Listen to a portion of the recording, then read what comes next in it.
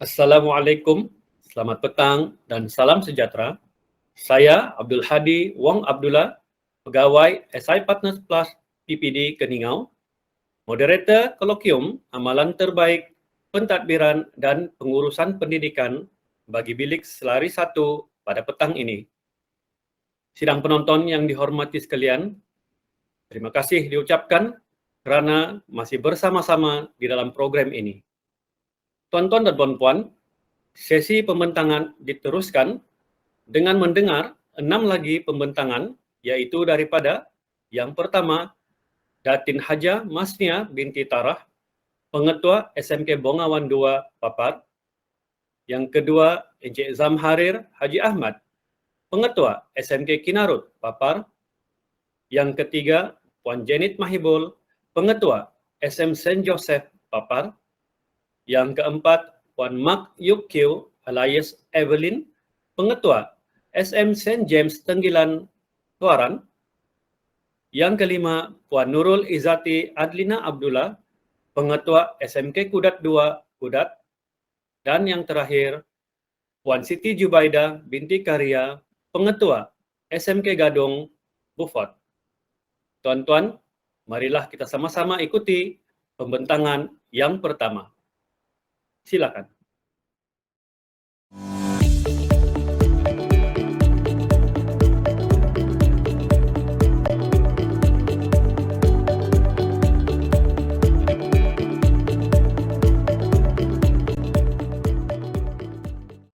Bismillahirrahmanirrahim. Assalamualaikum warahmatullahi ta'ala wabarakatuh. Salam sejahtera, salam sabah hebat, katakan tidak kepada nomor 16, katakan ya kepada 10 terbaik. Alhamdulillah, syukur kepada Allah Subhanahu wa taala kerana dapat bersama-sama melalui program Kolokium Kepimpinan dan Pengurusan Pendidikan Amalan Terbaik Peringkat Negeri Sabah bagi tahun 2021. Hadirin hadirat yang dihormati sekalian, tajuk ataupun amalan terbaik yang ingin saya kongsikan dengan tuan-tuan dan puan-puan hadirin hadirat sekalian pada hari ini ialah Google Forms Lead to CPD and PLC. Saya adalah Pengetua SMK Bongawan 2 Papar. Sebelum saya pergi jauh mengulas tentang amalan yang terbaik yang berlaku di SMK Bongawan 2, izinkan saya memperkenalkan SMK Bongawan 2. SMK Bongawan 2 merupakan salah sebuah daripada 5 buah sekolah di bawah program Sekolah Amanah Kohort Kimanis tahun 2015 hingga tahun 2020. Apakah program Sekolah Amanah?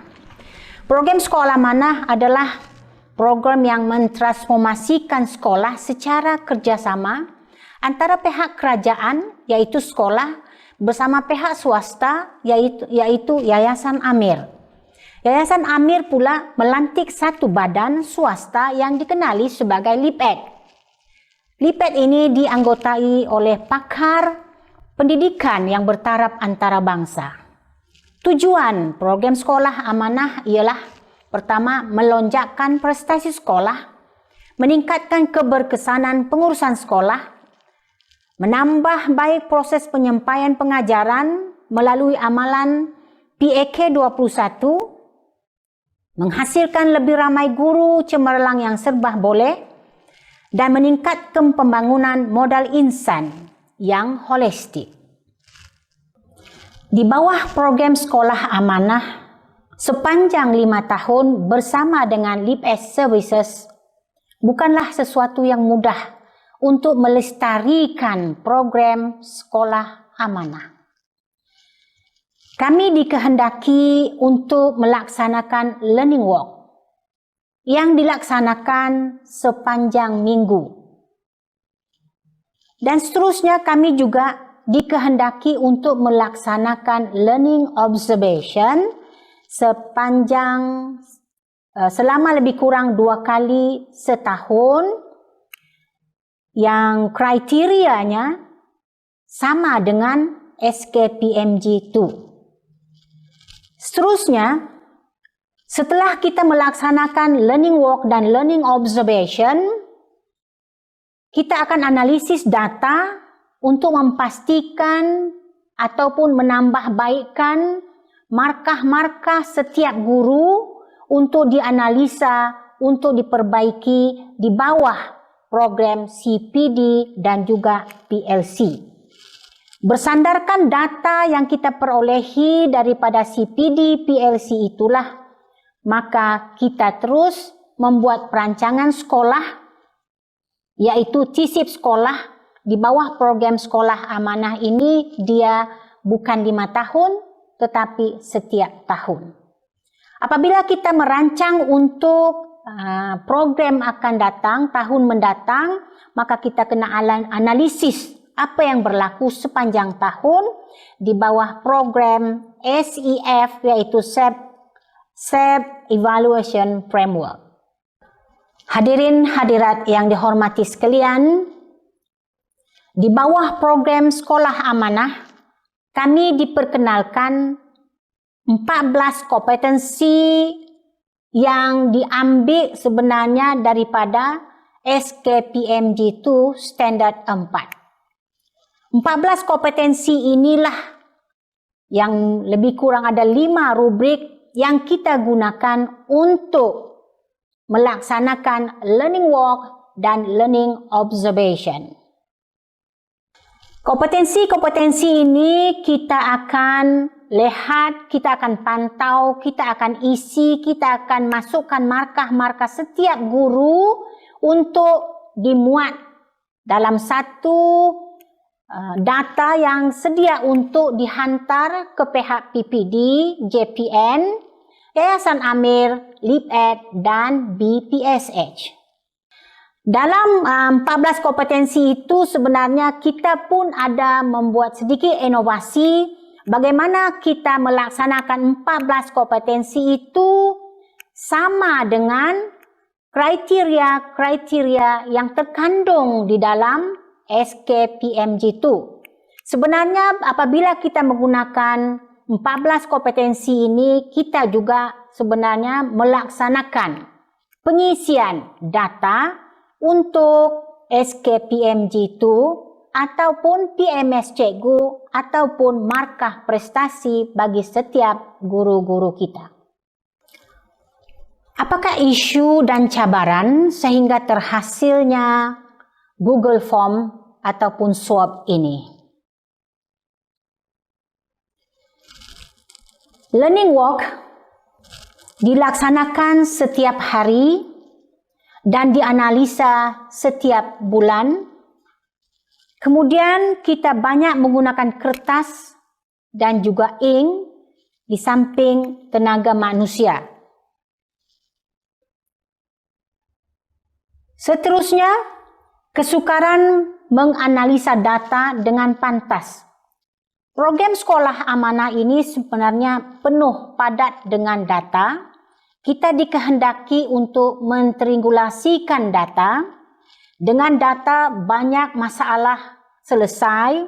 Dengan data kita menjana idea.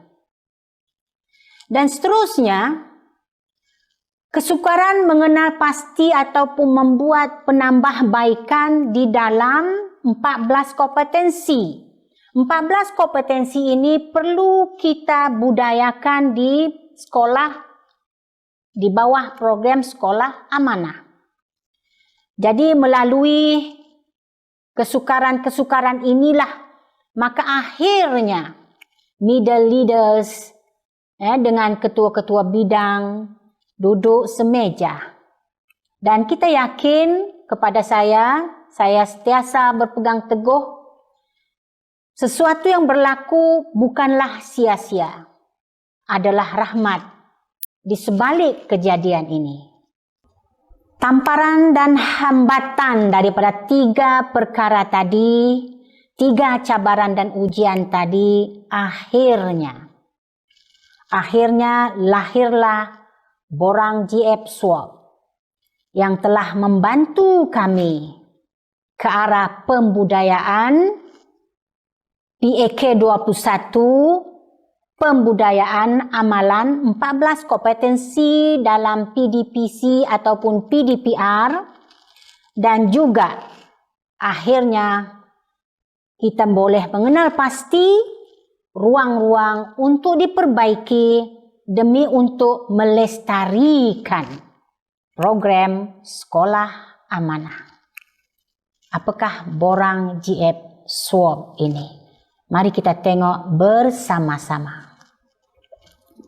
Hadirin dan hadiran sekalian, saya tandakan di situ nombor 1 SEP kerana di bawah program sekolah amanah, SEP Evaluation Framework ini perlu kita laksanakan sebelum kita memulakan sesi persekolahan yang baharu bagi setiap tahun.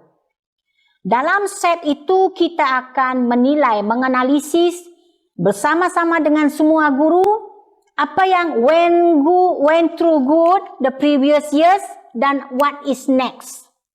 Selepas itu baru kita masukkan ke dalam takwim apa yang akan kita laksanakan pada tahun berikutnya.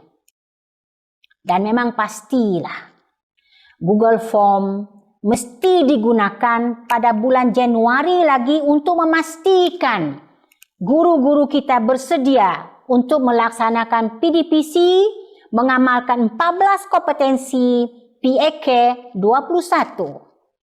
Setelah kita melaksanakan learning walk menggunakan borang GF SWAP ini, kita akan buat analisis apakah yang telah berlaku. Apakah yang terbaik guru-guru kita buat dalam PDPC dan apakah yang perlu diperbaiki kepada guru-guru yang memerlukan bantuan.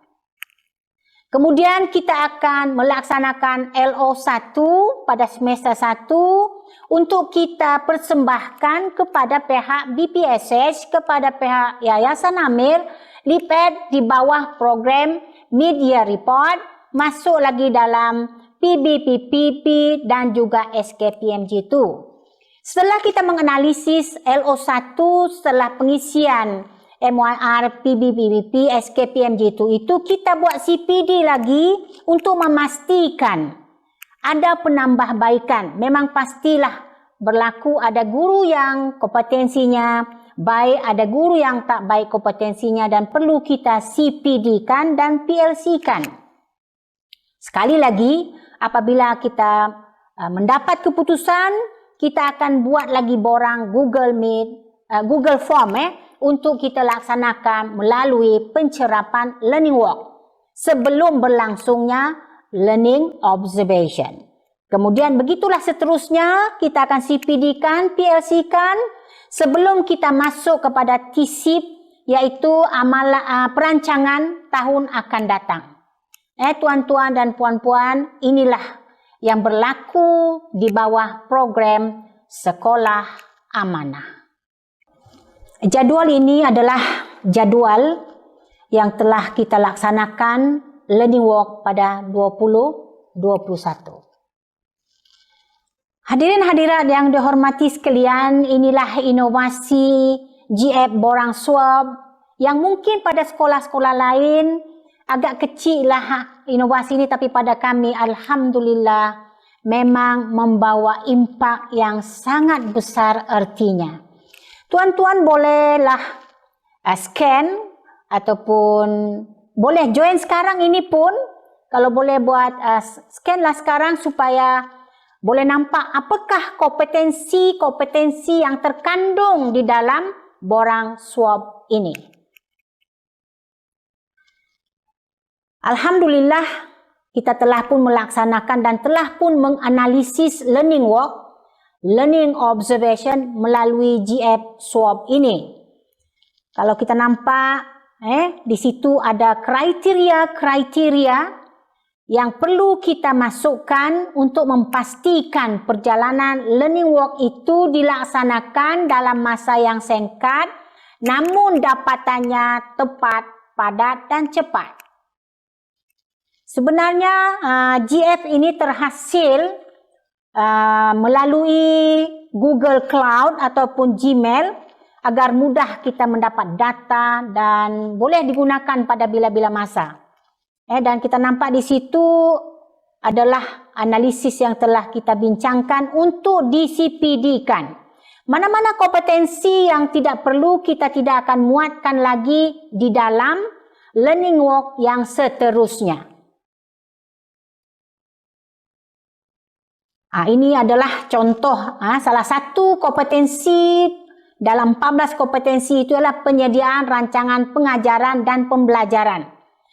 Kita lihat di situ data menyatakan bahawa ramai guru yang telah menyediakan rancangan pengajaran dan pembelajaran, maka the next learning walk tidak perlu lagi kompetensi yang pertama ini. Dan hadirin hadirat yang dihormati sekalian, data ini, slide ini menunjukkan laporan LO yang sebenarnya berlaku pada tahun 2020. Daripada data ini kita boleh buat analisis siapakah guru yang memerlukan bantuan untuk kompetensi 1 sehingga kompetensi 14. Warna kuning itu adalah guru-guru ataupun middle leaders yang mempunyai markah yang agak baik. Pun begitu, antara middle leaders kita itu ada beberapa middle leaders yang mempunyai kepakaran yang tertentu. Contohnya Cikgu Azalina, dia mempunyai kepakaran dalam kompetensi 13. Dan untuk yang berwarna biru itu kita perlukan bantuan middle leaders ataupun guru-guru yang mahir dalam kompetensi yang tertentu di bawah program peer coaching. Data ini kita hantar kepada pihak BPSH, kepada LipEd, pada Yayasan Amir, dan mudah untuk diakses. Hari ini kita hantar, hari ini juga boleh mereka analisis.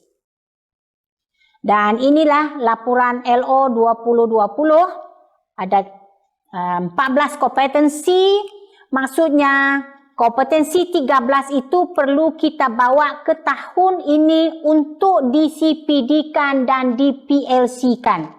Sebab markahnya tak mencapai seperti kompetensi-kompetensi yang lain. Apa berlaku kepada kompetensi yang sudah mencapai 80% ke atas? Maksudnya kita telah membudayakan. Namun untuk melestarikan ataupun pembudayaan 14 kompetensi ini, maka kita perlu juga melaksanakan CPD dan PLC. Hadirin hadirat yang dihormati sekalian, slide seterusnya merupakan impak Google Form kepada SMK Bengawan 2. Ini merupakan catatan yang berlangsung pada tahun ini, di mana SMK Bengawan 2 merupakan sekolah yang nombor 3 melaksanakan PLC terbanyak di peringkat PPD. Kemudian kita melaksanakan PLC SLT untuk akademik. Walaupun berlakunya PDPR ataupun MCO, kita masih juga melaksanakan PLC dengan Google Meet. Dan seterusnya kita melaksanakan CPD bersama Tuan Anwar Awang Ismail, SIC plus PPD Papar, membincangkan tentang bengkel headcount. Seterusnya CPD persediaan LO PDPR yang dihadiri oleh semua guru, dan PLC coaching and mentoring untuk guru baharu itu wajib untuk melihat persediaan guru-guru baharu sebelum melaksanakan ataupun membudayakan kompetensi yang 14. Walaupun Madam Susan sudah tidak bersama dengan skop program Sekolah Amanah, kita berkesempatan juga ber-CPD bersama dengan beliau. Dan pada 14 April yang lalu, kita buat PLC Middle Leaders. Middle Leaders, they are the runners of this program. Terima kasih kepada Middle Leaders. Dan kita juga sentiasa melaksanakan PLC untuk webinar kepimpinan kanan dan pertengahan bagi program di bawah program Sekolah Amanah. Dan pengetua sendiri sentiasa menjadi ketua untuk melangsungkan ataupun melaksanakan learning walk bersama dengan ketua-ketua middle leaders. Impak seterusnya, saya ingin mengambil perhatian tuan-tuan kepada persekitaran fizikal sebelum dan selepas kita melaksanakan ataupun menggunakan Google Form ini. Salah satu kriteria dalam 14 kompetensi ialah fizikal persekitaran classroom. Anda nampak di situ sebelum dan selepas, kita nampak selepas itu lebih ceria. Dan kita nampak di situ seperti yang saya bagi tahu tadi awal-awal, kita punya middle leaders, Cikgu Azalina telah pun berkongsi amalan terbaik dalam kompetensi yang ke-13 pembezaan, iaitu di peringkat negeri pada tahun 2021 dan pada tahun 2019 pernah meraih anugerah silver medal pertandingan NEMO. Dan yang terkini pada tahun 2021, keputusan pertandingan AGI, cikgu kita iaitu Cikgu Liu Wenjun telah mendapat pingat emas dengan programnya My Chopping Spinner. Dan untuk pertandingan Agi juga pada tahun yang sama mendapat pingat gangsa iaitu Cikgu Azalina dengan Smart Box. Dan seterusnya, apakah cadangan dan penambahbaikan untuk Google Form ini? Dan kita juga bersedia sebenarnya untuk menyebarluaskan amalan menggunakan borang Google Form ini kerana memang banyak manfaatnya, cepat, tepat dan padat.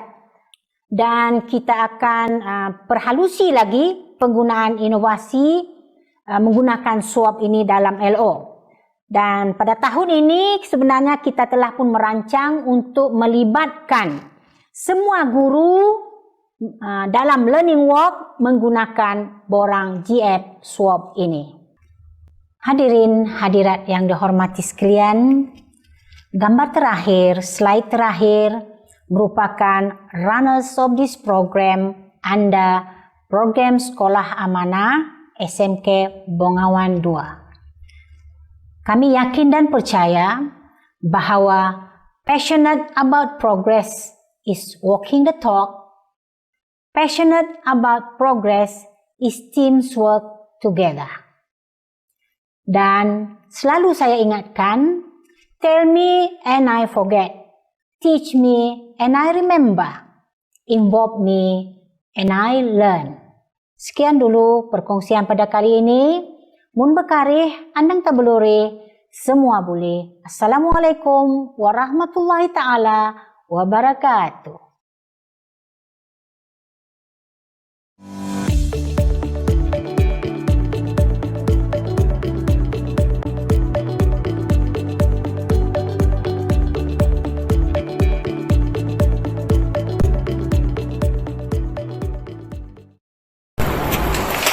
Assalamualaikum warahmatullahi wabarakatuh. Salam sejahtera. Salam GBN Sabahebat. Katakan tidak kepada nomor 16, katakan dia kepada 10. Saya Zamhari bin Haji Ahmad, penuntut cemerlang SMK Kinabalu Papa. Memulakan tugas sebagai pengetua di SMK Sukal Kinabalu Tangan pada tahun 2016 hingga 2018. Bermula pada tahun 2018 sehingga kini saya bertugas di SMK Kinabalu Papa. Dari segi anugerah dan penghargaan yang saya terima, saya telah menerima anugerah keuangan cemerlang pada tahun 2014 hingga tahun 2019. Seterusnya mendapat anugerah sekolah bersih pada bulan Januari dan Februari pada tahun 2020 peringkat daerah Papa. Seterusnya mendapat anugerah STPM 100% lulus bermula pada tahun 2013 hingga 2020. Seterusnya saya juga mendapat anugerah pekerja contoh Januari 2020, Mac 2021 dan September 2021.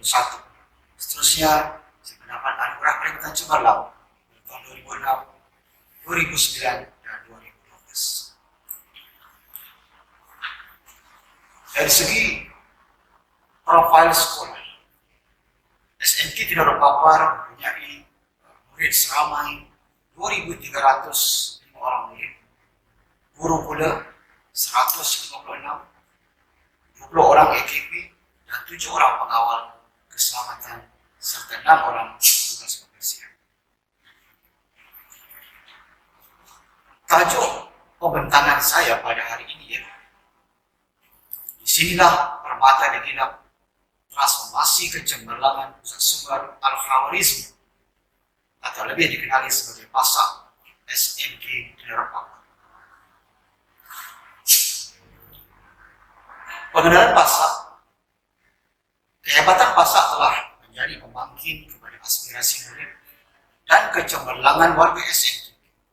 Seterusnya mengupayakan JPN, BPD, dan sekolah untuk menyediakan penyelesaian khusus berasaskan keperluan selaras dengan anjakan 6 dalam PPM 2013 hingga 2025. Seterusnya kepimpinan sekolah mengamalkan kebersamaan, kepedulian, dan kelestarian sebagai gagasan pembentukan transformasi PASA SMK Kinerapapa. Dari segi latar belakang pula, transformasi PASA telah mengubah landscape dan budaya kerja warga SMKK. Seterusnya, PASA telah menjadi gedung ilmu setumbuh bagi warga SMK Kinar. PASA bermula pada tahun 2018, di mana di sinilah PASA pertama, yaitu saya memastikan kepelbagaian sumber maklumat dan bahan bacaan. Kedua, dari segi peningkatan keceriaan. Dan ketiga, dari segi sokongan ahli jawatan sebagai nadi utama PSS atau Pusat Sumber Sekolah. Seterusnya pada tahun 2019, saya telah mengoptimumkan fungsi PSS secara holistik, secara menyeluruh, dan keduanya membuka ruang kepada warga SMKK atau SMK Kinaru untuk menggunakan pusat sumber sebagai sumber informasi, dan seterusnya mengubah persepsi konservatif warga sekolah terhadap fungsi dan peranan PSS, yang mana pada awalnya PSS dianggap sebagai satu pusat hanya untuk peminjaman buku dan membaca saja. Seterusnya kita lebarkan lagi fasa ini pada tahun 2020 melalui fasa yang ketiga, yaitu menaik taraf prasarana PSS, pembugaran nama baru yaitu Pusat Sumber Al-Khawarizmi yang sekarang disebut atau dikenali sebagai PASA. Inilah penyenamaan yang telah mengubah landscape keseluruhan SMK Kinar. Dan seterusnya, peningkatan jumlah pengunjung, penggunaan bahan sumber, peminjaman bahan bacaan, serta tempahan ruang digital untuk aktiviti PDPC. Dan kita teruskan lagi masa ini pada tahun 2020, dan akhirnya kita telah berjaya melahirkan pelajar dan guru bertaraf ini. Dan disinilah permata digilap kerana pada tahun 2021 SMK Kinar telah mendapat anugerah Pusat Sumber Cemerlang Prestasi Besar. Program ini dipilih kerana beberapa isu, yaitu yang pertama, persekitaran sekolah yang kurang kondusif. Kedua, peratus kehadiran tidak mencapai sasaran. Ketiga, kurang jalinan dan jaringan. Seterusnya, kurang kemudahan di sekolah dan juga di pusat sumber sekolah. Ini saya melihat bahawa ia berpunca daripada beberapa faktor. Pertama, kurang tarikan ceriaan dan kemudahan di sekolah. Yang kedua, EJK pusat sumber yang kurang menyerta. Yang ketiga, PABG kurang aktif. Yang keempat, bahan digital untuk dijadikan BBM kurang dan tidak terkini. Seterusnya, dari segi talian untuk Google Classroom sangat lemah dan kurang untuk dilayari oleh warga SMK Kinar. Seterusnya pula ialah dari segi kedudukan pusat sumber yang berada di tingkat 4 yang dikatakan agak tinggi untuk dicapai kepada warga SMK Kinar. Dan seterusnya kurang daya menarik ke pusat sumber. Seterusnya, analisis SWOT dan keutamaan strategik dibuat. Justru antaranya yang pertama ialah mengadakan program berfokus bersama warga SMK Kenarut dan komuniti luar. Inilah langkah pertama kita menggabungkan guru-guru kita serta komuniti luar untuk menjadikan pusat sumber atau pasar ini lebih cemerlang. Kedua, mengupayakan kepimpinan pasar, iaitu organisasi di pasar itu kita kukuhkan, kita kuatkan melalui beberapa sistem dan juga kursus-kursus yang dianjurkan. Ketiga, menyediakan persekitaran pembelajaran menyokong dan bermakna dengan persekitaran sekolah menjadi lebih ceria, menarik dan bermaklumat. Ini jelas dapat kita lihat nanti berdasarkan beberapa paparan yang akan saya bentangkan. Keempat, kepelbagaian sudut-sudut dalam pasar dan kewujudan pondok-pondok ilmu dan taman-taman. Sudut-sudut ilmu ini telah dibantu oleh ketua-ketua panitia dan guru-guru setiap panitia ini menyumbang kepada maklumat yang berada di pusat sumber ini. Dan yang terakhir, memperkukuhkan jalinan dan jaringan peringkat negeri dan juga di peringkat antarabangsa. Tuan-tuan dan puan-puan yang saya hormati sekalian, bagaimana transformasi dilakukan? Yang pertama sudah pastilah dari segi keceriaan masa itu perlu dirubah, perlu diubah dan lebih terkini serta bermaklumat. Kedua, mewujudkan pelbagai sudut di pasar. Di pasar ini kita telah mewujudkan beberapa sudut-sudut, termasuklah sudut tokoh penulis setempat, tokoh penulis setempat, sudut-sudut sumbangan, sudut-sudut bertema dan sebagainya. Seterusnya, dari segi keceriaan dan juga susun atur secara lebih ceria, di mana kita telah pun meletakkan satu sudut yang mana kita boleh lihat di paparan ini, pengunjung-pengunjung boleh berfoto, bergambar di sini, dan kita letakkan sudut-sudut yang menunjukkan pencapaian pasar, utamanya penghargaan-penghargaan dan juga sisi yang telah kita terima di peringkat daerah, negeri dan juga di peringkat kebangsaan. Tuan-tuan dan puan-puan, bukan itu saja, dari segi transformasi itu, seterusnya kita menggunakan penggunaan QR Code, di mana setiap bahan yang terdapat di pasar telah pun kita letakkan QR Code, dan tuan-tuan, puan-puan serta pengunjung hanya perlu mengimbas QR Code ini untuk mendapatkan maklumat.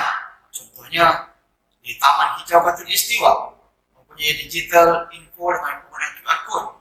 Jadi tuan-tuan boleh mengimbas untuk dapat maklumat berkaitan dengan pokok tersebut, tumbuh-tumbuhan dan sebagainya. Seterusnya, dari segi tempahan juga kita telah menggunakan QR Code bagi memudahkan dan mengurangkan penggunaan kertas. Dan tidak lupa juga dari segi sudut-sudut di dalam pasar yang saya sebut tadi, terutamanya sudut-sudut permainan tradisional, sudut bertema, telah pun kita letakkan QR Code untuk memudahkan pengunjung dan juga pengguna mendapatkan maklumat berkaitan dengan permainan tersebut, tema-tema setiap bulan dan sebagainya.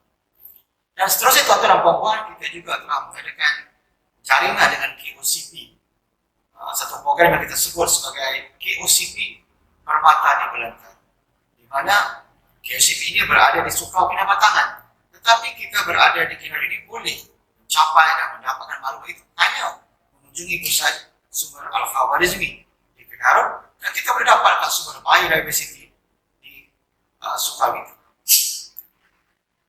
Tuan-tuan dan puan-puan yang saya hormati sekalian, dari segi impak pula, pertama dari segi pasar itu sendiri, yaitu dari segi peminjaman buku kita lihat bermula pada tahun 2017 hingga 2019 telah menunjukkan peningkatan penggunaan pasar, tumpahan ruang bacaan dan juga penggunaan bahan sumber oleh guru juga telah menunjukkan peningkatan.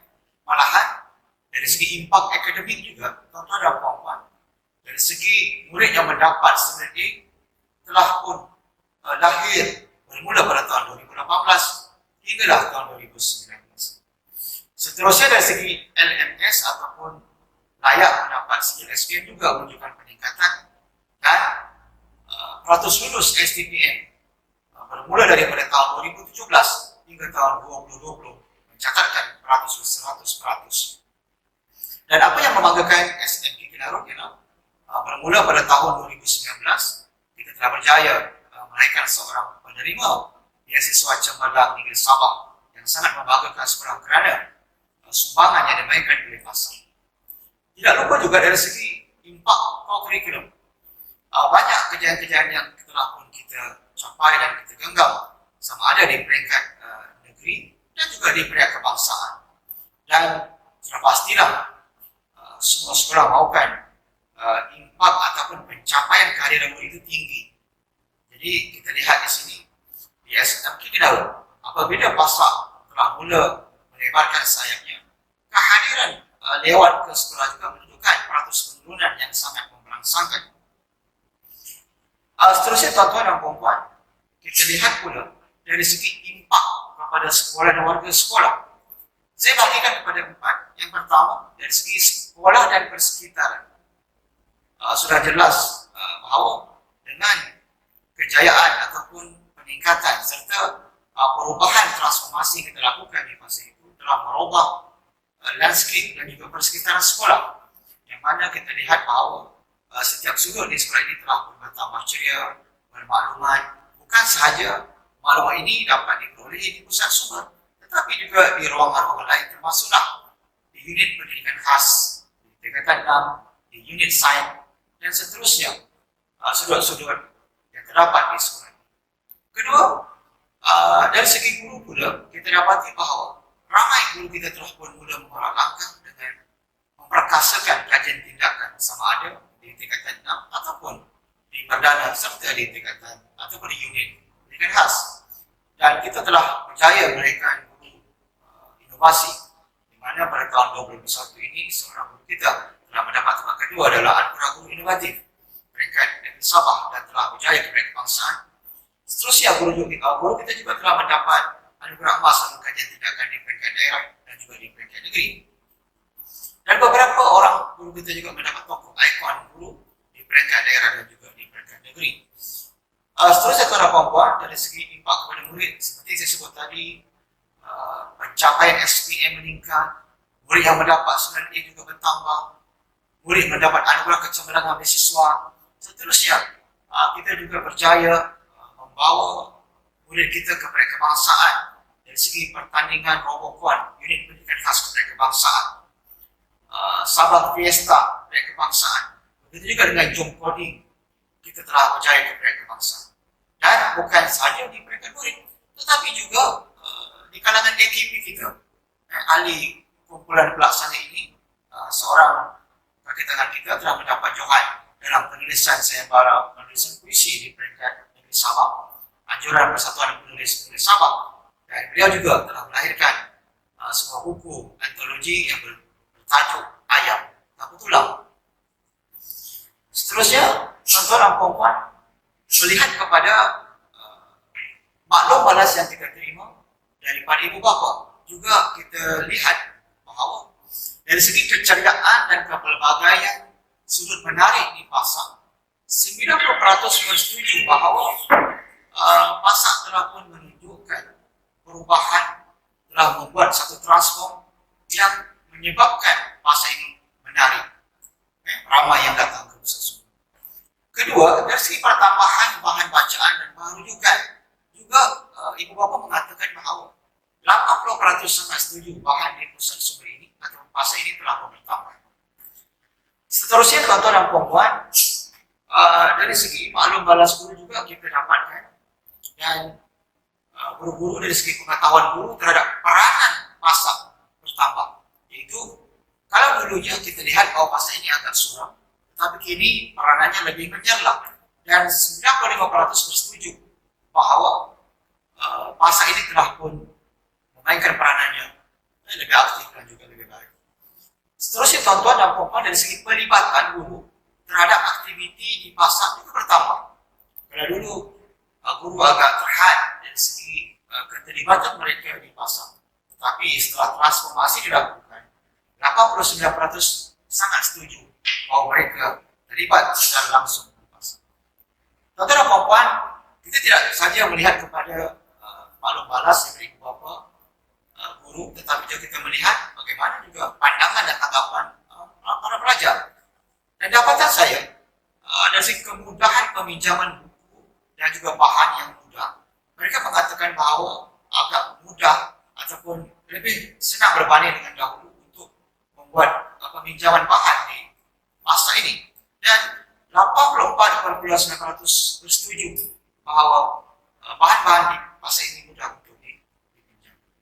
Seterusnya, dari segi keceriaan, kepelbagaian sudut dan ruang interaktif menambah minat ke pasar.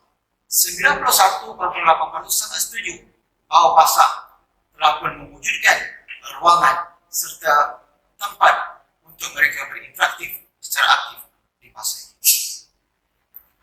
Tuan-tuan dan puan-puan sekalian, seterusnya saya juga telah mencadangkan beberapa penambahkan untuk kita terus menambah baik program dan juga projek ini.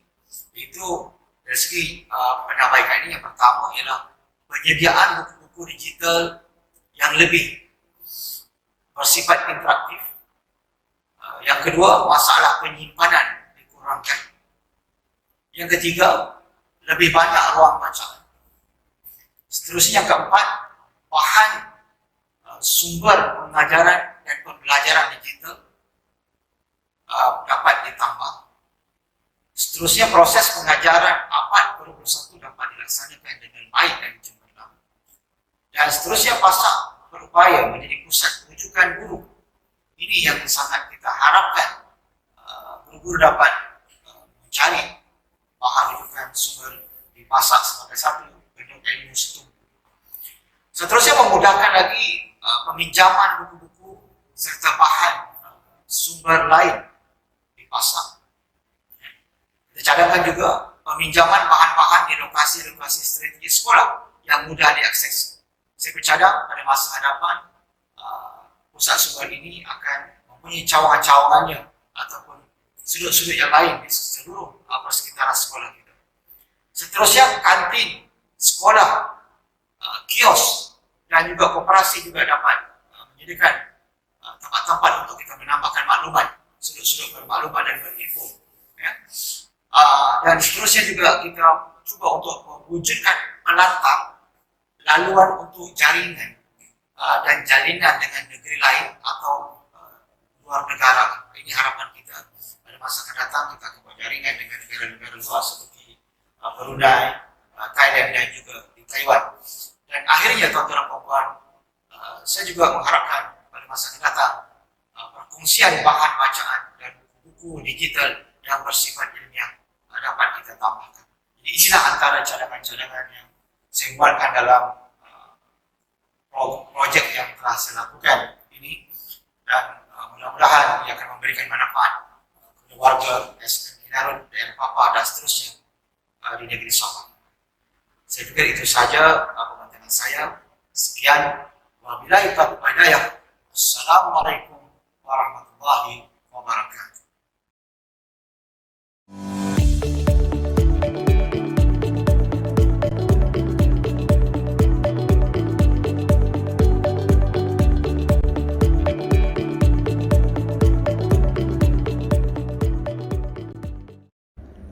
Salam sejahtera, salam Sabah Maju Jaya, salam Sabah hebat, katakan tidak kepada nombor 16, katakan ya kepada 10 terbaik. Salam Papar Smart, mendukung aspirasi, mendahului perubahan. Bersyukur kita pada hari ini kerana dapat bersama-sama dalam E-Colloquium of Leadership Best Practice atau Colloquium Amalan Terbaik Kepimpinan dan Pengurusan Perangkat Negeri Sabah bagi tahun 2021.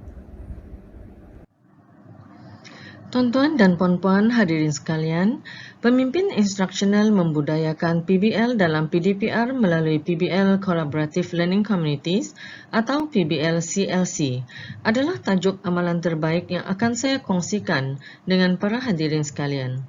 Untuk makluman awal, tajuk ini adalah lanjutan daripada pembentangan amalan terbaik saya yang pertama bertajuk Kepimpinan Instruksional Berimpak dalam pelaksanaan pembelajaran berasaskan projek atau PBL versi PKP menggunakan PBL Collaborative Learning Communities yang dilaksanakan pada tahun 2020.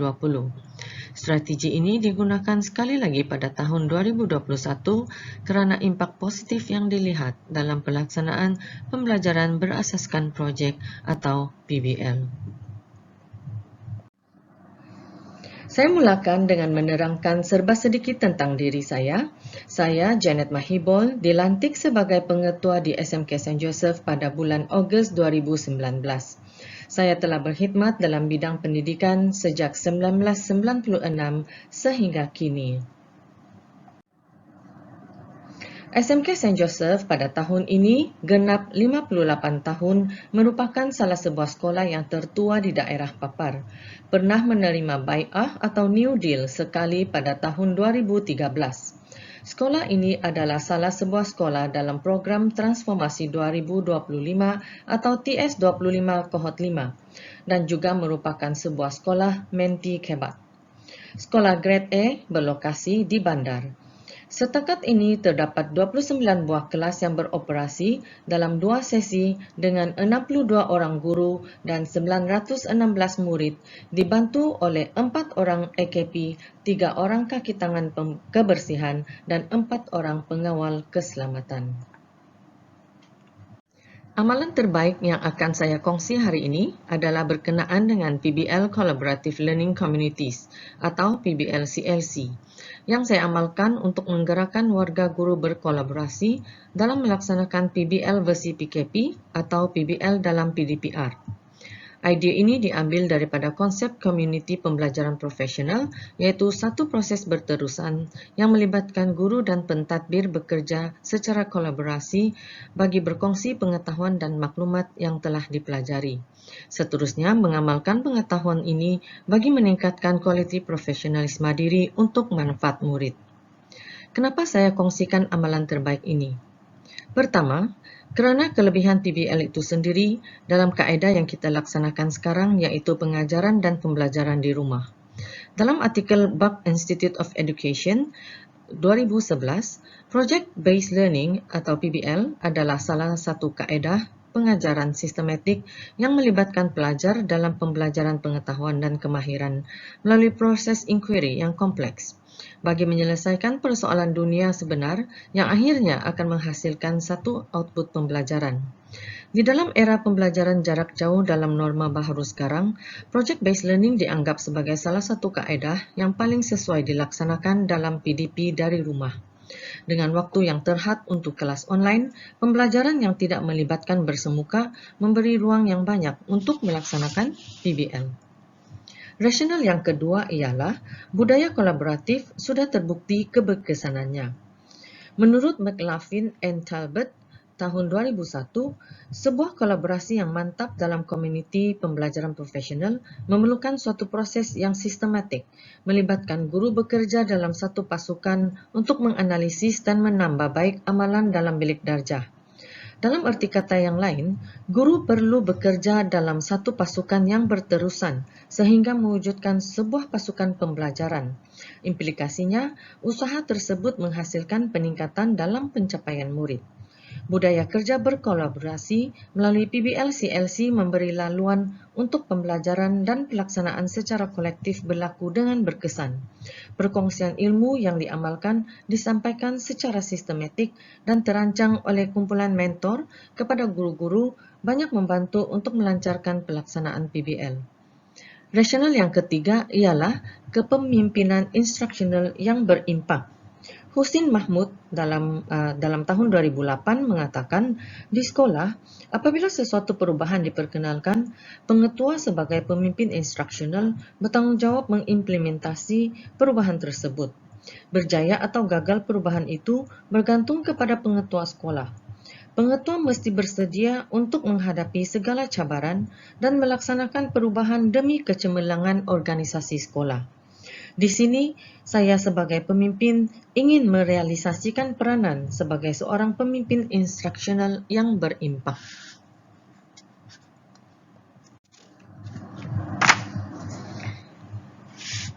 Apakah proses yang berlaku dalam PBL Collaborative Communities? Berikut adalah strategi pelaksanaan yang telah berlaku semasa saya mengamalkan PBL Collaborative Communities. Proses dalam PBL CLC ini telah ditambah baik kepada 4 proses utama, iaitu bimbingan, pantau, susulan, dan iktiraf. Berbanding dengan proses yang saya telah laksanakan sebelum ini, iaitu learn, plan, do, follow up, acknowledge. Langkah 1, proses bimbingan oleh mentor yang terdiri dari kalangan pentadbir atau rakan setugas yang telah menghadiri kursus dan telah menerima bimbingan dari pihak yang mahir dan berpengetahuan tentang PBL versi PKP. Aktiviti dalam peringkat ini termasuklah perkongsian maklumat berkenaan PBL, apa kelebihan PBL, bagaimana melaksanakan PBL, dan perkongsian contoh-contoh PBL terbaik. Semua ini dijalankan melalui sesi Collaborative Learning Community bersama mentor, melalui webinar, dengan bimbingan SIAC Plus dan pelbagai sumber yang ada. Langkah kedua, pemantauan oleh pentadbir dan mentor. Di peringkat ini, selepas proses bimbingan dilaksanakan, guru-guru melaksanakan PBL dalam PDPR bersama murid. Tempo sebulan diberikan untuk proses ini. Dalam tempo sebulan, saya dan mentor PBL memantau progres pelaksanaan PBL melalui grup Telegram atau WhatsApp secara pribadi untuk melihat perkembangan guru-guru. Selepas sebulan, guru-guru memuat naik senarai murid, tajuk dan pencapaian tahap penguasaan bagi PBL yang telah dilaksanakan. Langkah 3, susulan oleh pentadbir dan penyelaras PBL. Pada peringkat ini, penyelaras PBL mengemaskini data pelaksanaan dari masa ke semasa untuk melihat perkembangan pelaksanaan. Saya berkomunikasi dengan ibu bapa melalui grup Telegram ibu bapa untuk memohon bantuan dan sokongan mereka terhadap anak masing-masing yang mempunyai masalah atau cabaran dalam melaksanakan projek mereka. Saya juga telah mengambil inisiatif untuk turut sama melaksanakan PBL dalam kelas yang saya ajar. Dengan berbuat demikian, saya dapat mengalami pengalaman yang sama dengan guru-guru dan sekaligus menjadi contoh sebagai pelaksana kurikulum. Langkah 4, langkah terakhir ialah pengiktirafan atau acknowledgement. Pada akhir pelaksanaan PBL ini, panel PBL akan menghantar PBL yang terbaik untuk dipertandingkan di peringkat PPD Papar atau yang lebih tinggi. Panel juga akan memilih 10 PBL terbaik menengah rendah dan 10 PBL terbaik menengah atas untuk diberikan penghargaan di peringkat sekolah. Guru-guru dan pelajar lain akan mendapat sijil penyertaan. Senarai nama pelajar dan guru-guru yang terlibat dalam melaksanakan PBL sekolah dipaparkan dalam grup Telegram sekolah sebagai penghargaan dan pengiktirafan. Tempo pelaksanaan PBL yang telah dilaksanakan ialah bermula daripada April hingga Jun pada tahun 2020 dan dilanjutkan pada tahun ini untuk fasa yang kedua pada bulan Jun sehingga Oktober tahun 2021. Terdapat beberapa cabaran dari segi pelaksanaan PBL CLC ini.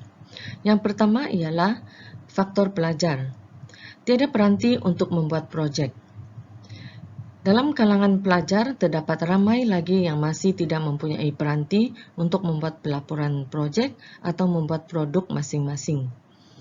Yang kedua, pelajar masih tidak dapat menyesuaikan diri dengan PBL secara PDPR. Mereka lebih memilih kaedah bersemuka untuk mendapat bimbingan secara langsung daripada guru masing-masing. Yang ketiga ialah kurang kefahaman tentang PBL. Walaupun beberapa sesi taklimat atau bimbingan telah dilaksanakan bersama murid, tetapi masih lagi ada ramai pelajar yang kurang memahami tentang proses pelaksanaan PBL ini. Faktor yang kedua ialah faktor guru.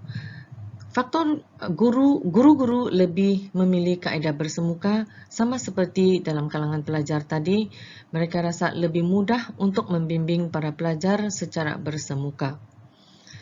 Yang kedua, Ramai guru yang lebih menumpukan untuk menghabiskan silibus dan pada pandangan mereka pelaksanaan PBL ini banyak mengambil masa PDP mereka. Dan yang terakhir, sama seperti para pelajar, masih juga ada kalangan guru yang kurang jelas tentang pelaksanaan PBL ini.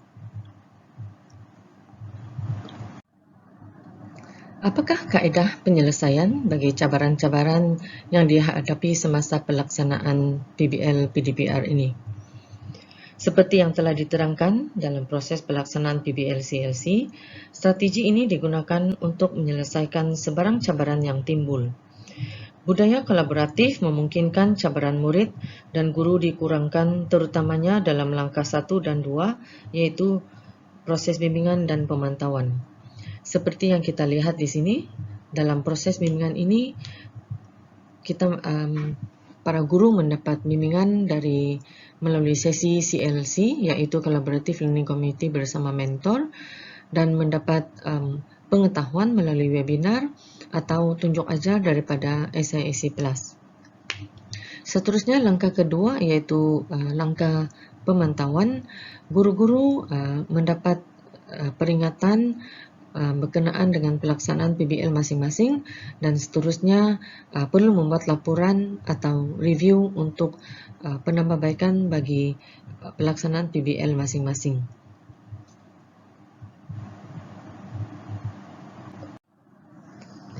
Gambar yang kita lihat di sini merupakan contoh-contoh aktiviti PBL CLC yang dilaksanakan di peringkat sekolah. Kita ada Google Meet yang berlangsung mengikut keperluan sama ada dalam kalangan guru atau guru dengan pentadbir atau guru dengan SIAC untuk mendapatkan bimbingan. Gambar-gambar menunjukkan penghargaan yang diberikan oleh pentadbir sekolah terhadap pelaksanaan PBL bagi sesi petang dan sesi pagi di peringkat sekolah. Kita lihat juga webinar yang diikuti oleh para guru berkenaan dengan PBL untuk mendapat maklumat lebih lanjut dan pengetahuan berkenaan dengan pelaksanaan PBL versi PBL ini. Buku yang kita lihat di sini adalah kompilasi PBL versi PKP Jilid 2. Dan saya juga ingin menunjukkan rasa bangga di mana ada juga hasil PBL daripada guru sekolah saya ini yang termasuk di dalam kompilasi PBL. Dan kompilasi PBL ini menjadi rujukan utama guru-guru untuk mendapat sampel yang terbaik dari segi pelaporan PBL itu sendiri. Kita lihat juga kolaborasi dengan SIAC untuk memberi bimbingan kepada guru-guru di sekolah dan juga kolaborasi antara guru dengan guru dan guru dengan murid dalam proses pelaksanaan PBL ini.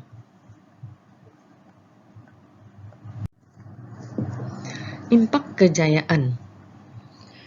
PBL CLC telah memberikan impak yang besar kepada sekolah dari segi penghasilan projek, budaya kerja dan kepimpinan sekolah. Seramai 58 orang atau 93.5% selesai melaksanakan PBL dalam tahun 2021, manakala 4 orang masih lagi dalam proses melengkapkan pelaporan. Jadi kita boleh simpulkan di sini bahawa kita telah berjaya mencapai 100% guru untuk melaksanakan PBL ini.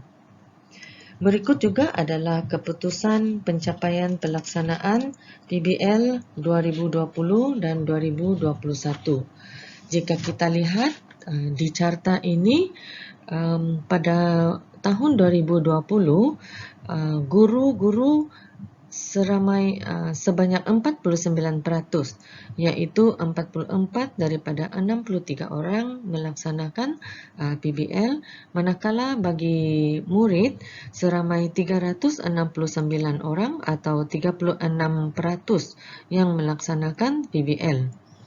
Untuk tahun 2021 dalam tempoh Jun hingga Oktober, matlamat utama ialah 100% guru dan murid melaksanakan PBL. Jadi di dalam carta ini kita lihat 93.5% atau 58 guru daripada 62 orang telah berjaya menyiapkan PBL bersama murid. Bagi murid pula, seramai 758 orang daripada 913 atau 83% telah melaksanakan PBL dalam PDPR.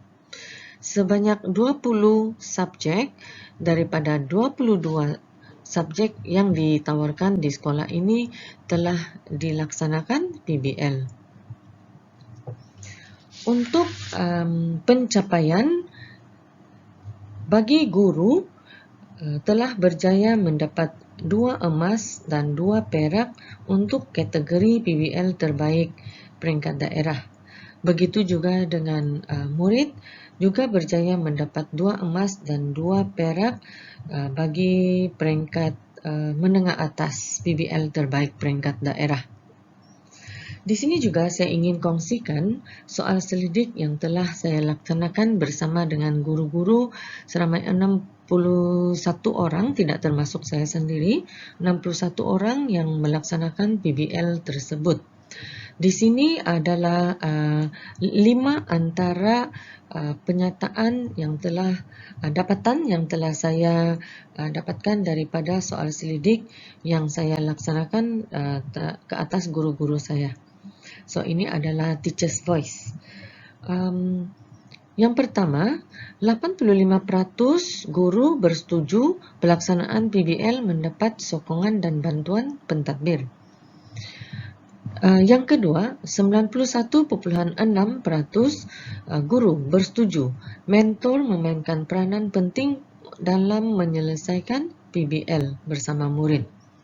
Yang ketiga, 81.3% bersetuju bahawa pembudayaan PBL telah berlaku di sekolah. Manakala 45.8%, iaitu hampir separuh daripada guru-guru di sekolah saya, telah merasa yakin dan boleh membimbing guru lain untuk melaksanakan PBL. Akhir sekali, 91.6% guru bersetuju bahawa PBL banyak membantu dalam proses PDPR mereka. Terdapat beberapa cadangan penambahbaikan untuk pelaksanaan PBL CLC ini. Ada 3 cadangan, iaitu yang pertama, soal selidik harus diberikan kepada pelajar untuk mendapatkan maklum balas. Dalam hal ini, kita mengutip pendapat atau maklum balas melalui Students' Voice. Yang kedua, guru-guru harus diberikan kebebasan untuk memilih mentor masing-masing bagi mendapatkan bimbingan yang lebih berkesan.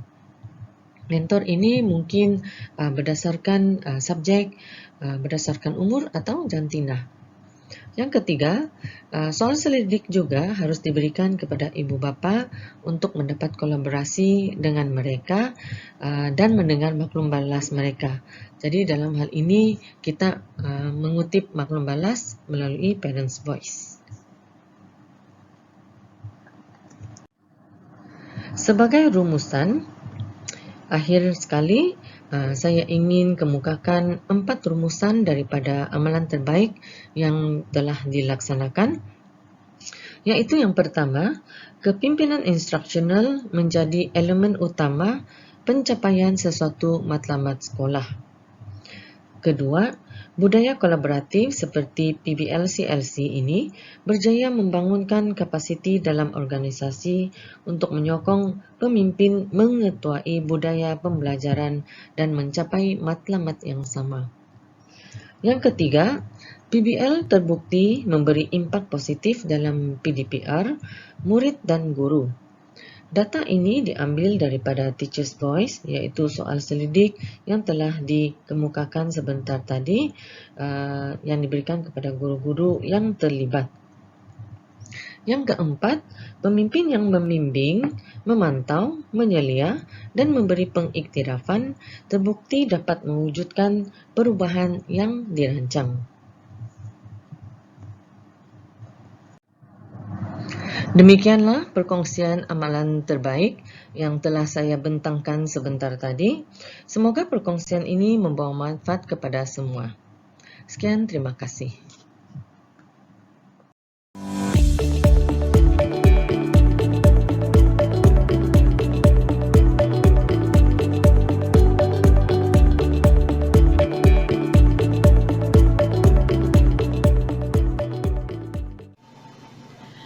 Salam sejahtera kepada tuan-tuan dan puan-puan serta semua rakan pembentang yang hadir bersama-sama pada hari ini.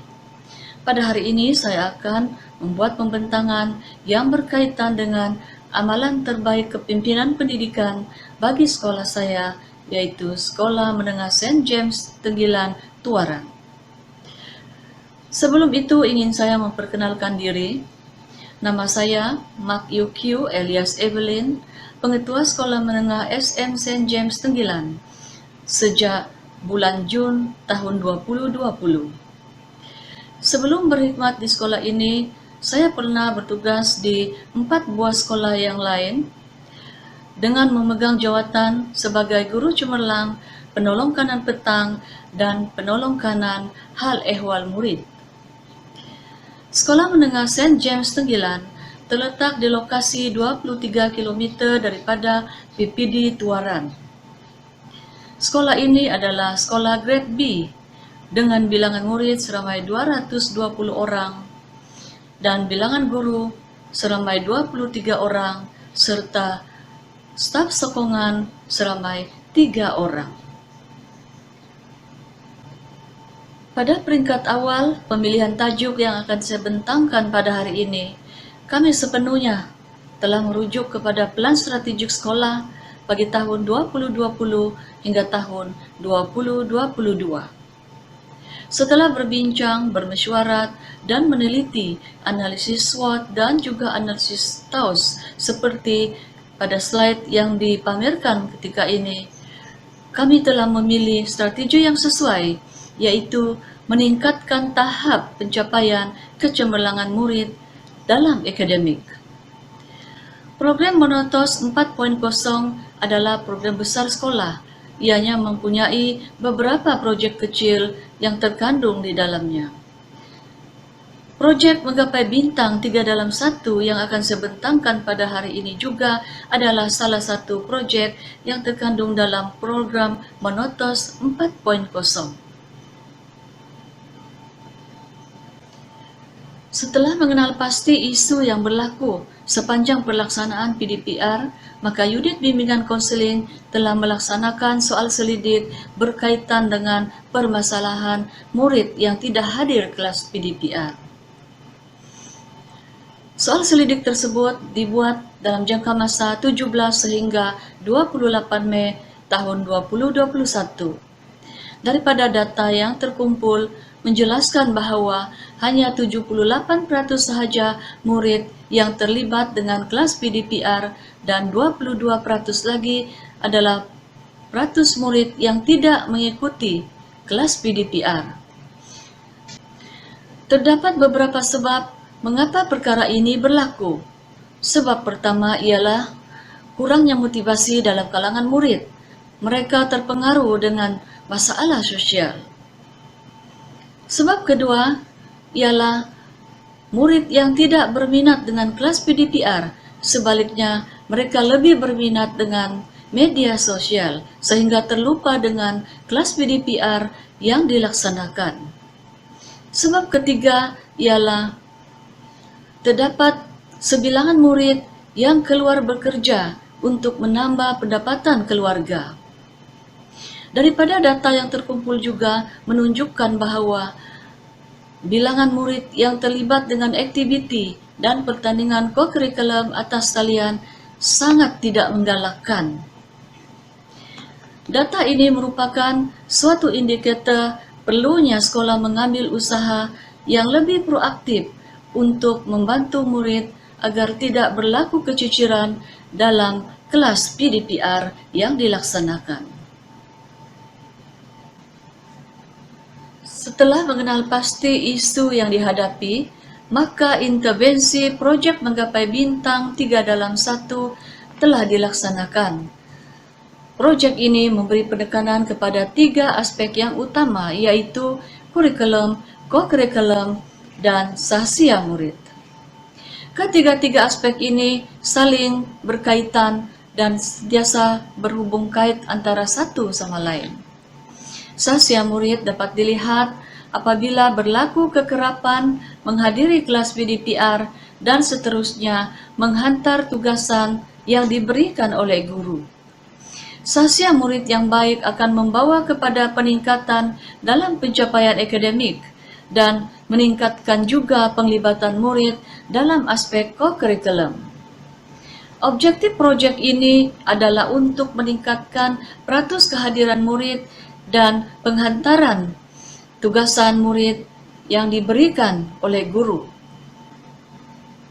Objektif yang ketiga ialah untuk menambah baik tahap sahsia murid.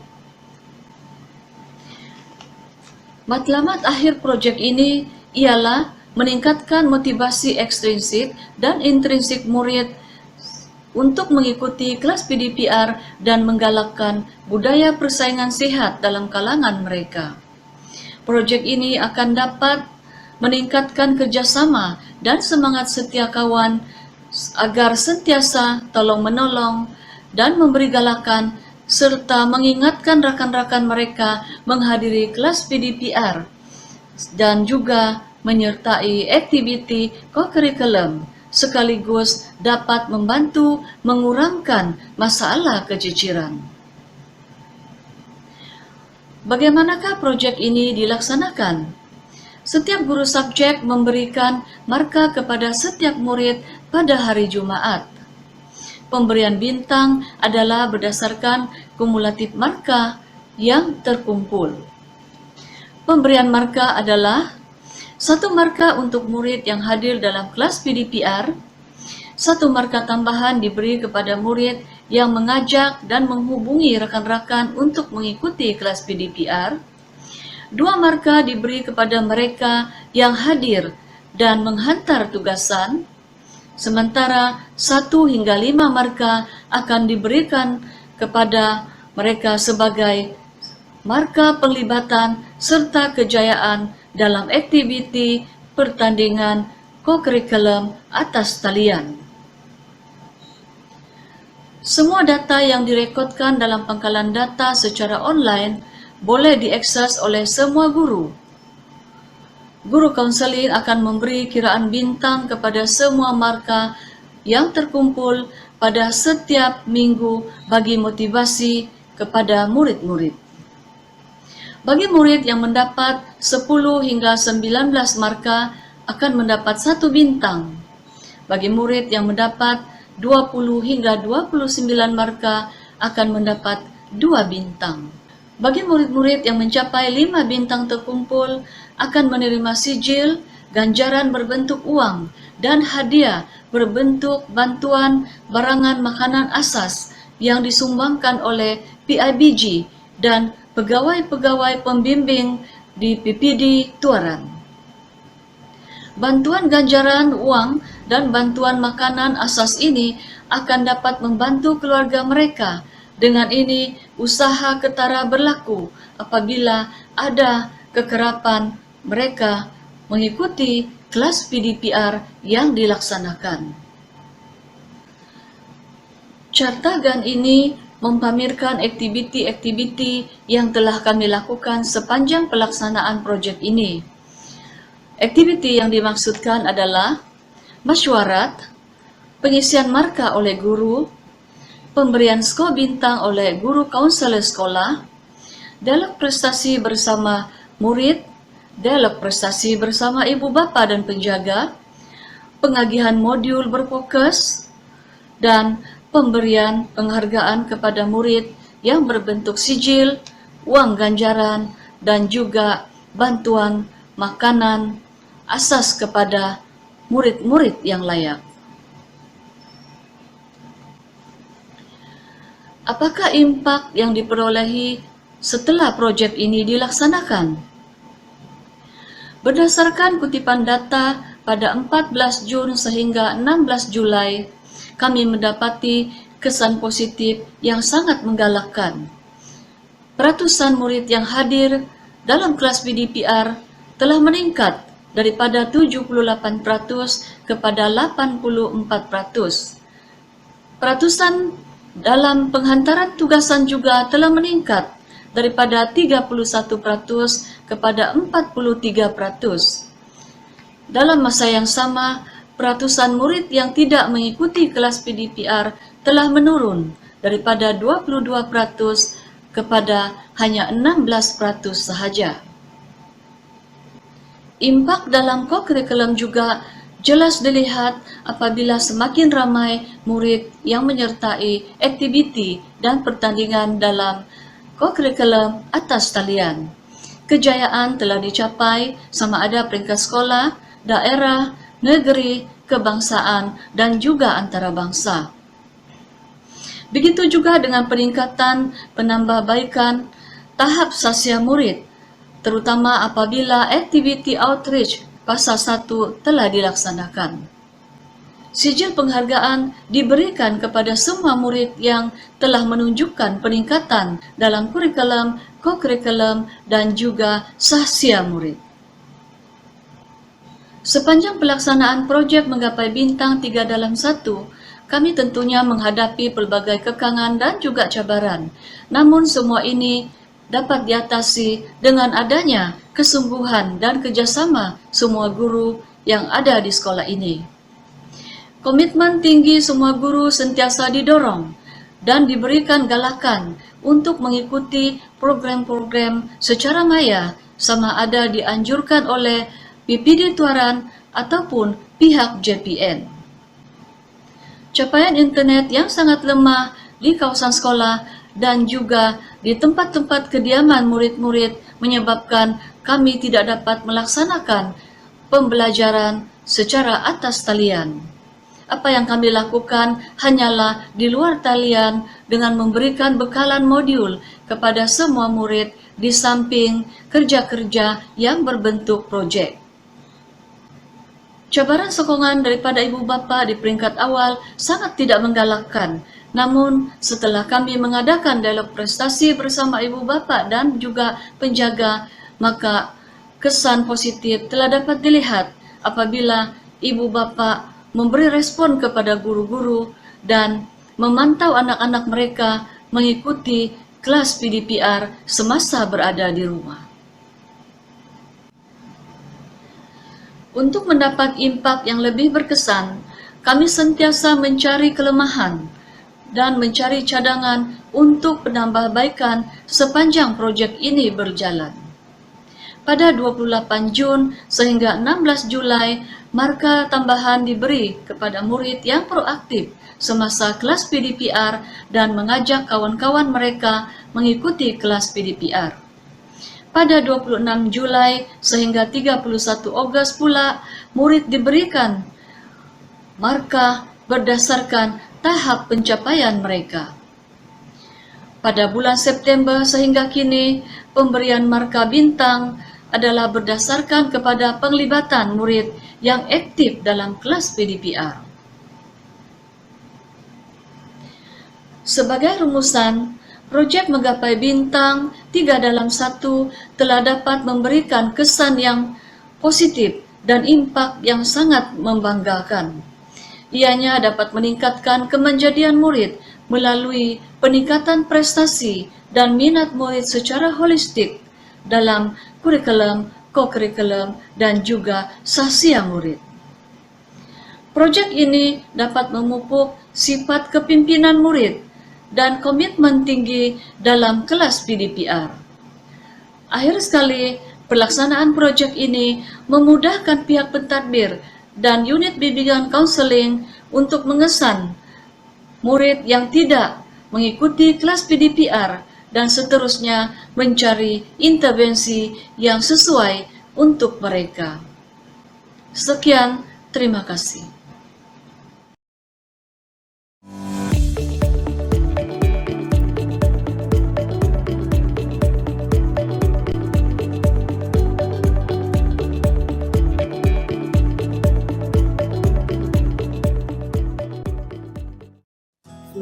Bismillahirrahmanirrahim. Assalamualaikum warahmatullahi wabarakatuh dan salam sejahtera.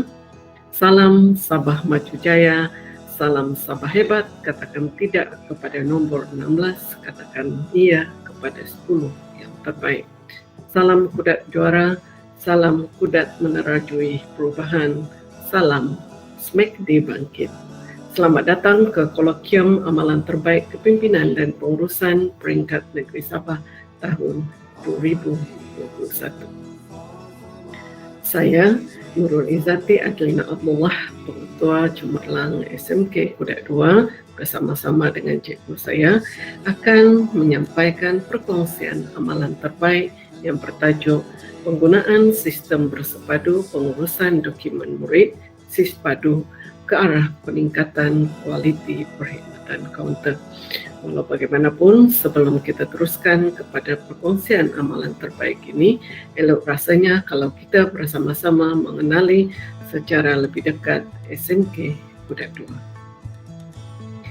SMK Kudat 2 diterajui oleh Ketua Cemerlang Nurul Izzati Adlina Abdullah, iaitu saya sendiri, dan juga penolong kanan pentadbiran Yang Mulia Puan Haji Tengku Suhaiza Tengku Abu Bakar, penolong kanan hal ehwal murid Puan Kuan Choi Ming, Encik Jusmin Masando, penolong kanan kurikulum, Puan Rojiah Saiwah, penolong kanan pendidikan khas, dan Encik Nur Hidayati Adri sebagai penolong kanan tingkatan 6. Manakala dari segi Middle Leader Team MLT, ketua bidangnya terdiri daripada Cikgu Joel Kinsos, Cikgu Jock Hen Quinn, Ustaz Muhammad Afendi Cik Gani, dan juga Puan Anjuli Walid.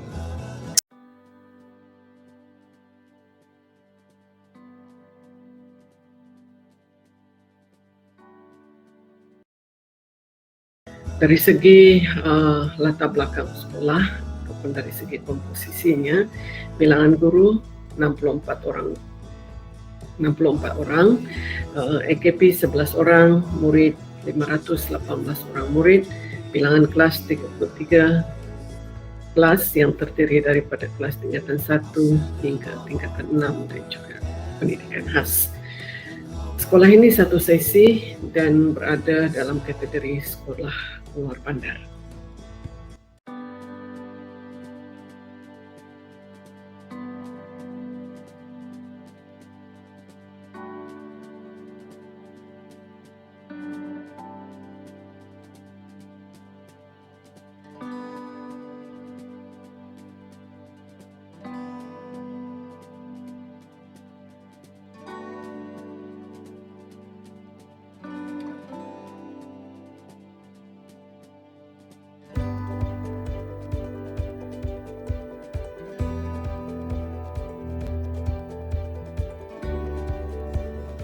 Baiklah tuan-tuan dan puan-puan, kita teruskan dengan perkongsian amalan terbaik yang kami berikan nama sebagai SISPADU yang akan disampaikan oleh cikgu saya, Cikgu Nur Aina Muhammad. Penggunaan SISPADU ini secara keseluruhannya adalah untuk memudahkan pengurusan dokumen murid seperti sijil berhenti, surat akuan, surat rawatan murid, dan juga surat pengesahan murid. Jadi sistem ini dibangunkan untuk memudahkan kerani-kerani ataupun pembantu takbir di barisan hadapan ataupun di kaunter untuk urusan pengeluaran dokumen-dokumen yang telah saya sebutkan tadi. Jadi tanpa membuang masa, saya mempersilakan cikgu saya, Cikgu Nur Aina Muhammad, untuk meneruskan pembentangan ini. Dipersilakan. Sistem yang dibangunkan pada tahun 2019 dan digunakan sepenuhnya pada tahun 2020 merupakan sistem yang beroperasi sepenuhnya secara atas talian. Sistem ini menggunakan gabungan aplikasi Google Sheet dan Google Data Studio. Sistem ini dibangunkan untuk memudahkan penyediaan dokumen murid seperti sijil berhenti, sijil akuan, surat pengesahan murid dan surat rawatan murid. Sebelum sistem ini digunakan sepenuhnya, beberapa fasa pembangunan sistem ini telah dijalankan untuk memastikan ia dapat mencapai objektif yang telah ditetapkan. Fasa pertama pembangunan sistem ini bermula dengan pengumpulan maklumat murid dan kemudiannya diuji dengan mengintegrasikan maklumat murid melalui pencarian nombor kad pengenalan. Pada ketika ini, hanya aplikasi Google Sheet digunakan sepenuhnya. Beberapa isu didapati semasa ujian di fasa pertama, seperti murid bukan warga negara yang tidak mempunyai nombor kad pengenalan yang boleh digunakan dalam pencarian. Fasa seterusnya diteruskan dengan menukarkan pencarian tersebut menggunakan nama murid dan seterusnya mengintegrasikan data murid untuk menjana dokumen murid. Walau bagaimanapun, terdapat beberapa isu semasa ujian di fasa kedua, iaitu berlakunya kecelaruan dalam ketetapan sistem. Sistem ini ditambah baik pada fasa ketiga dengan menggunakan aplikasi Google Data Studio sebagai tapak penjanaan maklumat murid dan dokumen murid. Ujian ini telah berjaya dan sistem ini mula digunakan sepenuhnya.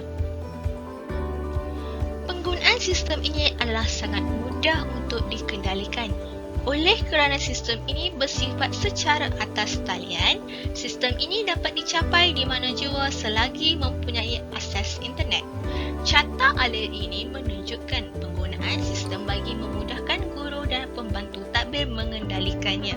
Selain itu, satu manual juga telah disediakan bagi memudahkan rujukan. Sistem ini menggunakan nombor kad pengenalan dan nombor daftar sekolah murid sebagai ID pencarian.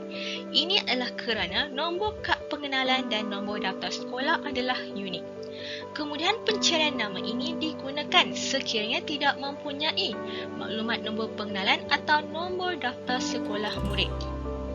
Sistem pencarian nama ini akan menaraikan nama yang bertepatan dengan hasil pencarian bersama-sama nombor kad pengenalan, nombor daftar sekolah murid serta status murid.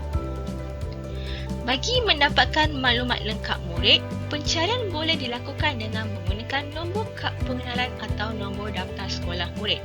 Nombor daftar sekolah murid juga digunakan sebagai salah satu pencarian kerana terdapat murid bukan warga negara yang tidak mempunyai nombor kad pengenalan. Rajah menunjukkan paparan bagi pencarian maklumat murid menggunakan nombor kad pengenalan atau nombor daftar murid. Setelah memastikan status murid adalah aktif, iaitu masih bersekolah, nombor kad pengenalan atau nombor daftar murid akan disalin. Paparan ini menunjukkan pilihan dokumen untuk dijana. Janaan IC sekiranya mempunyai maklumat nombor kad pengenalan, manakala janaan nombor daftar pula jika mempunyai maklumat nombor daftar sekolah murid. Paparan menunjukkan contoh dokumen pengesahan murid yang akan dijana. Nombor kad pengenalan atau nombor daftar murid akan ditampal di ruang merah, lalu maklumat murid tersebut akan dijana. Berdasarkan penggunaan sistem ini, beberapa masalah yang timbul dalam hal penyediaan dokumen murid telah dapat diatasi. Antara masalah yang timbul sebelum inovasi ini digunakan adalah aliran kerja kurang cekap yang secara langsung menyebabkan perkhidmatan kaunter kurang cekap dan menjejaskan nama baik sekolah. Selain itu, ia juga menambahkan beban tugas guru, khususnya guru kelas. Setelah inovasi ini digunakan, ia telah memberikan impak yang sangat besar kepada sekolah. Tugas pembantu tadbir dalam menyediakan dokumen murid menjadi lebih mudah, piagam pelanggan dapat dipenuhi, mutu perkhidmatan kaunter dapat ditingkatkan, beban kerja guru dapat dikurangkan dan masa menunggu murid dan ibu bapa dapat dipendekkan. Kita beralih pula kepada keberkesanan inovasi. Dari segi keberkesanan kos, pembangunan inovasi ini tidak melibatkan sebarang kos kerana sistem yang dibangunkan hanya perlu dipasang di komputer sedia ada di pejabat sekolah. Dan aplikasi yang digunakan pula adalah aplikasi percuma yang disediakan oleh pihak Google. Dari segi keberkesanan masa, inovasi ini jelas menjimatkan masa kerana sebelum penggunaan inovasi ini, masa yang diambil untuk menyediakan dokumen murid mengambil masa yang lama kerana perlu melalui beberapa langkah yang memerlukan murid atau ibu bapa berurusan dengan guru kelas. Namun, dengan penggunaan inovasi ini, murid atau ibu bapa hanya perlu berurusan dengan pembantu takbir dan dalam tempoh 5 minit sahaja dokumen yang diperlukan dapat diperoleh. Ini juga dapat dilihat melalui carta alih kecekapan perkhidmatan kaunter sebelum inovasi dilaksanakan dan selepas inovasi dilaksanakan. Selepas pelaksanaan inovasi ini, maklum balas yang diterima mendapati 71% pelanggan mencapai tahap kepuasan yang sangat memuaskan. 27% mencapai tahap memuaskan dan hanya 2% pelanggan yang berasa tidak memuaskan. Jelaslah bahawa dengan penggunaan sistem ini, kepuasan pelanggan dapat dipenuhi yang secara tidak langsung menunjukkan bahawa sistem yang digunakan ini dapat memenuhi kepuasan pelanggan. Inovasi ini berpotensi untuk disebarluaskan ke sekolah-sekolah lain kerana urusan penyediaan dokumen murid ini melibatkan semua sekolah di negara ini. Kesimpulannya, dengan penggunaan inovasi ini, masalah-masalah yang dihadapi sekolah dalam hal penyediaan dokumen murid dapat diatasi dan telah dapat mencapai objektif pembangunan sistem ini.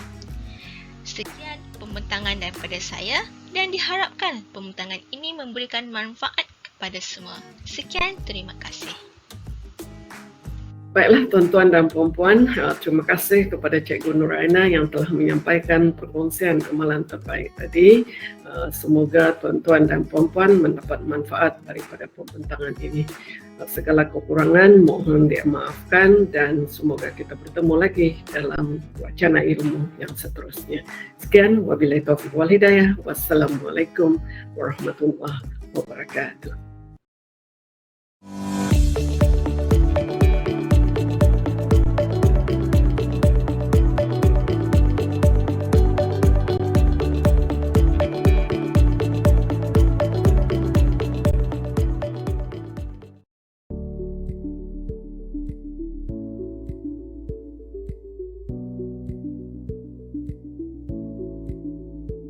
Bismillahirrahmanirrahim. Pembuka bicara. Assalamualaikum dan salam sejahtera.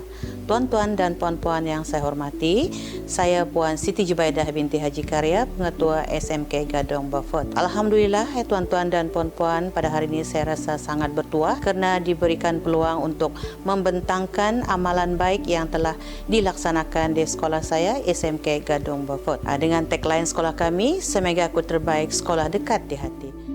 Jadi tajuk perkongsian amalan baik kami ialah IRPH SMK Gadong memperkasa sekolah TS25. Secara ringkas berkaitan profil pemimpin sekolah yang saya nyatakan, tahun ini merupakan tahun keempat saya sebagai seorang pengetua ya. Dan kalau dari segi aktivitasnya, kelayakan sebagai seorang pengetua, saya telah mendapat diploma pengurusan pendidikan daripada IAB.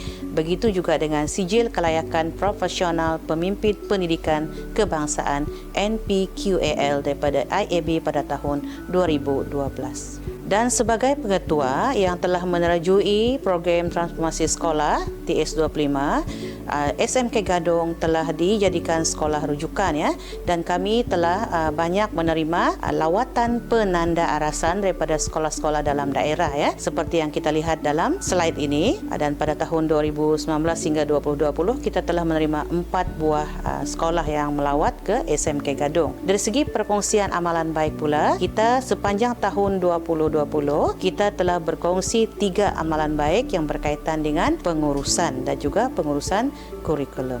Secara ringkas kita berkenalan dengan SMK Gadong Beaufort. Guru seramai 81 orang dengan jumlah murid seramai 977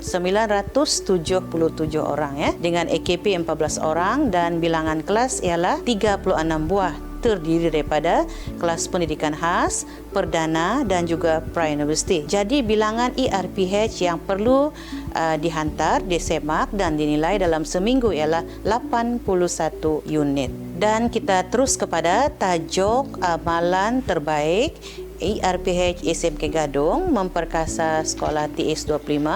Sistem ERPH ini telah dibangun dan diselenggara oleh Cikgu Rusiadi bin Tajuddin, guru mata pelajaran ESK dan MPB dan juga sebagai seorang ketua bidang TVET ya.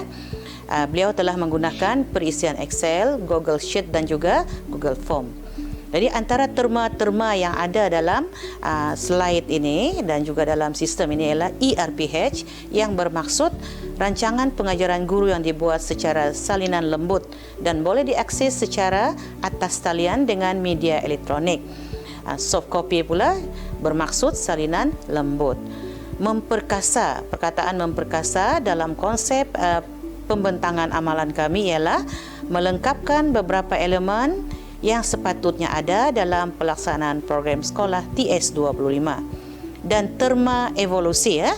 Kami menggunakan terma evolusi kerana perubahan buku rekod mengajar yang telah kami laksanakan secara bertahap dengan mengekalkan beberapa elemen yang wajib ada. Dan perkataan inovasi pula merujuk kepada penambahbaikan dalam sistem ERPH kami berbanding pada tahun 2020 dan menjelang tahun 2021 telah ada beberapa penambahbaikan daripada konsep asal.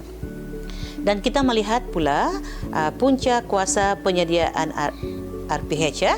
Kita lihat SPI bilangan 3 tahun 1999 bertarikh 9 Mac ya, dan perkara 4 menyatakan bahawa rekod pengajaran dan pembelajaran boleh disediakan dalam apa-apa jua bentuk, munasabah dan sesuai dengan teknologi semasa. Jadi bertitik tolak daripada punca kuasa ini, kami melaksanakan sistem ERPH. Pembangunan dan pelaksanaan sistem ERPH ini bertitik tolak daripada beberapa isu yang kami hadapi sebelum sistem ini diperkenalkan. Dan isu inilah juga yang kami jadikan matlamat yang hendak kami capai. Jadi antaranya yang pertama ialah yang paling besar ialah keinginan kami untuk memperkasa sekolah TS25. Kemudian ingin menerapkan aplikasi teknologi maklumat dalam pengurusan kurikulum iaitu berkaitan dengan buku rekod mengajar. Kita juga inginkan kemudahan akses RPH, peningkatan ataupun ingin meningkatkan profesionalisme guru dalam pengurusan RPH, isu ruang penyimpanan dan penggunaan email delima secara optimal. Berdasarkan isu dan matlamat yang sebelum ini, kami telah menggariskan beberapa objektif khusus yang ingin kami capai dengan pembangunan dan pelaksanaan ERPH ini. Yang pertama, rekod penghantaran ERPH yang sistematik, kemudahan akses ERPH tanpa sekatan ruang, waktu dan lokasi. Kemudian ingin melaksanakan kitaran PDC ataupun pengurusan amalan kebat. Seterusnya ialah berkaitan dengan keakuran kepada ketepatan masa, kemudian penilaian dan apresiasi dan seterusnya ruang untuk penambahbaikan sistem ERPH, iaitu kita ingin membangunkan sistem ERPH yang dinamik sesuai dengan keperluan semasa. Kemudian kita lihat pula ya kronologi pembangunan dan pelaksanaan ERPH SMK Gadong ini ya. Jadi untuk memperkenalkan sesuatu perkara yang baru, tentulah ada langkah-langkah yang perlu diikuti ya. Jadi kita lihat dalam slide ini. Bermula daripada 6 Ogos 2019 timbullah hasrat kita untuk melaksanakan sistem ERPH di sekolah ini sebagai pelengkap program TS25 yang sedang giat dilaksanakan pada masa itu. Dan kemudian pada bulan September, Ketua Bidang TVET telah menyertai program Putra Creative Leadership anjuran UPM untuk MLT. Dan seterusnya pada bulan September kita ada perbincangan ya, Ketua Bidang berbincang dengan pengetua berkenaan dengan projek yang akan dibuat, dan sudah tentulah keperluan kita pada masa itu ialah untuk mewujudkan sistem ERPH. Dan seterusnya perbincangan dengan PKP, Ketua Bidang berkaitan dengan template dan keperluan. Menjelang bulan Oktober hingga Disember, pembangunan sistem ERPH telah dilaksanakan. Pada 31 Disember 2019, pihak sekolah telah mengadakan bengkel penggunaan ERPH kepada guru-guru, iaitu semasa mesyuarat pengurusan presiden awal tahun 2020 ya. Jadi Januari tahun 2020 sistem ERPH SMK Gadong mula digunakan secara rasmi ya. Dan sepanjang dalam tempoh hampir 2 tahun pelaksanaannya, kita telah melaksanakan pembentangan pelaporan pelaksanaan sistem ERPH sebanyak 3 kali ya. Itu 4 Mac 2020, 17 Disember 2020 dan yang terkini ialah 12 Julai tahun 2021. Bagaimanakah sistem ini beroperasi? Kita lihat pengoperasian sistem ERPH SMK Gadong ya, dan apakah perkara yang perlu. Keperluan utama ialah setiap guru perlu ada ID D5 dan di Google Drive, perisian ataupun aplikasi Google Sheet dan juga Microsoft Excel dan juga manual pengguna. Dan seterusnya template penulisan ERPH versi 1.0 yang kita gunakan pada tahun 2020 dan juga yang terkini pada tahun 2021 kita menggunakan template ERPH versi 2.0. Seterusnya borang pengesahan Google Form, pengesahan penghantaran ERPH, dan yang terakhir adalah folder individu dan folder pemeriksa ya. Jadi folder individu ini kandungannya sama sebagaimana kandungan buku rekod mengajar secara manual yang telah dibekalkan oleh KPM pada masa dahulu ya. Dan apakah kelebihan ataupun yang telah kami inovasi dengan sistem ERPH ini? Yang pertama, sistem ERPH SMK Gadong sangat sistematik. Apakah yang dinamakan? Bagaimanakah kami mentafsirkan sistematik sistem ERPH ini? Pertama, setiap transaksi yang berlaku dalam sistem ini direkod oleh sistem. Keduanya, sistem ini mampu merekod keakuran masa dengan penanda warna. Contohnya, apabila guru menghantar ERPH dalam ruang waktu yang ditetapkan, maka akan muncul warna kuning. Tetapi apabila menghantar lewat daripada masa yang sepatutnya, akan muncul warna merah. Kemudian sistem ini juga ada indikasi keberadaan guru dan juga status semakan. Kalau dilihat daripada slide ini, H ya, bermaksud mungkin guru itu bercuti, sakit ataupun tidak berada di luar sekolah ya. Tidak berada di sekolah maksud saya. Kemudian status semakan merujuk apabila warna coklat, maksudnya ERPH itu telah selesai disemak oleh pemeriksa. Kemudian dalam sistem ini juga ada paparan maklumat penghantaran ERPH secara holistik. Maksudnya kita atau semua guru boleh melihat status penghantaran ERPH guru-guru ada di sekolah ini, tetapi mereka tidak boleh masuk ke dalam sistem ya. Dan yang sistematik yang terakhir ialah kita boleh akses kepada ERPH tahun semasa dan tahun lepas. Kelebihan yang kedua pula ialah sistem ini ada auto jana analisis data ya.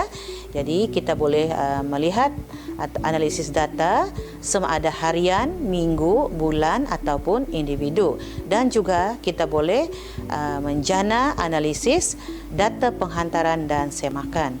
Dan kelebihan atau inovasi yang terakhir ialah sistem ini telah dilengkapkan dengan COP digital ya. Ada 3 COP sama ada cemerlang, baik dan juga memuaskan.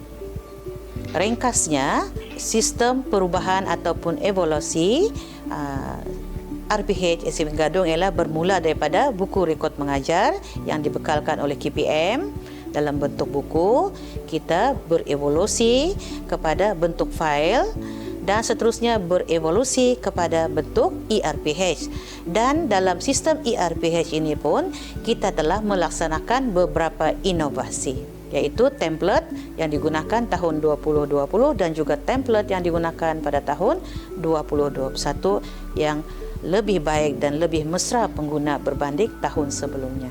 Bagi tujuan penambahbaikan dan melihat keberkesanan sistem ini, admin sistem ERPH sentiasa melaksanakan penilaian secara konsisten.